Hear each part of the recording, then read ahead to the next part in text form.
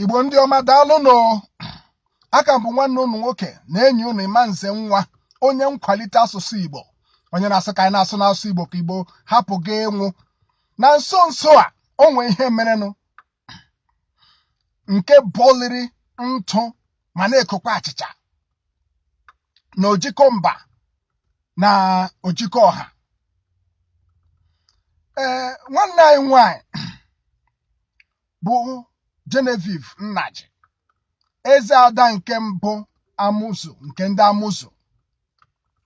O nwere ihe ejije nke o mepụtara nke mara mma nke ukwuu nke a na-akpọ Lionheart.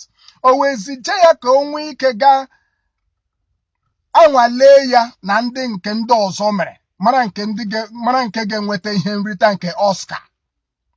Ndị Oscar wee gbanata ya azụ na-asị na ejighị asụsụ ụkpụrụ ụlọ wee mee ya, na-eji asụsụ bekee mee ya, na o tozughị oke maka ihe nrite ahụ. Ọ dịzị ka ụfọdụ mmadụ na-achọ ịkwa emo ma ọ bụ gịnị, ịgwa gị nke wee eziokwu n'ezi asụsụ. Nwata nwaanyị a kpara ike, Genevieve Nnaji, eze ada nke mbụ nke amụzụ. Ọ bụ agụ nwanyị, ọ bụ oke nwanyị, igolo. Ihe ejije ahụ o mere ka wụkwa ọkaibe na Naịjirịa.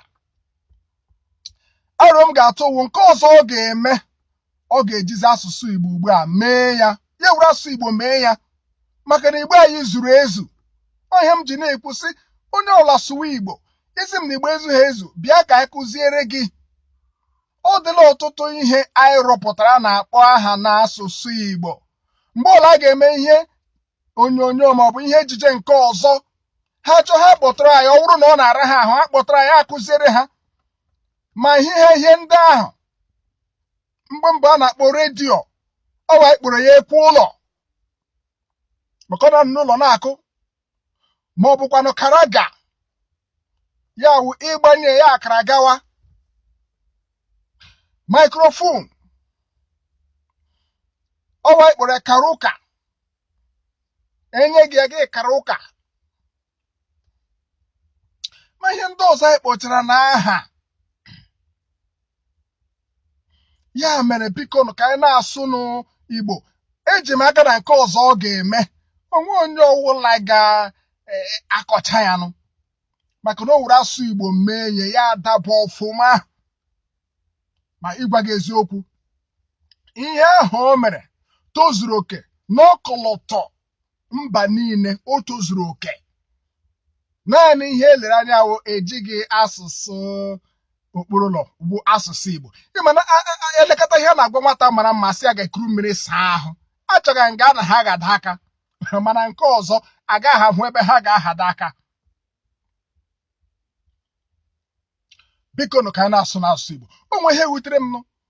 Agara m n'ụlọ ahịa ofu nwaanyị, m hụ nwa ya nwoke nga ahụ. Ọ sị nwa ahụ dị afọ 3. M sị ya, m sụọrọ ya m sụwara ya bekee. How are you? Ọ sị m fine. Say, how old are you? Mba, m sị ya, what is your name? Ya agwa m aha ya na bekee. M sị mba, akwasịrị m ka a na-asụ Igbo.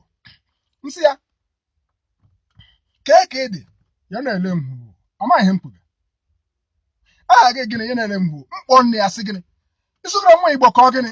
Asị ime na anyị gaa PTA meeting, ha agwa anyị sị na anyị sụwụrụ ụmụ anyị bekee na ya sụrụla ha Igbo. Chai, isi agba ka m sị gịnị? Elebe ụlọ akwụkwọ ka ahụ na a na-aga mechie ya. Onye ekwughị ihe ka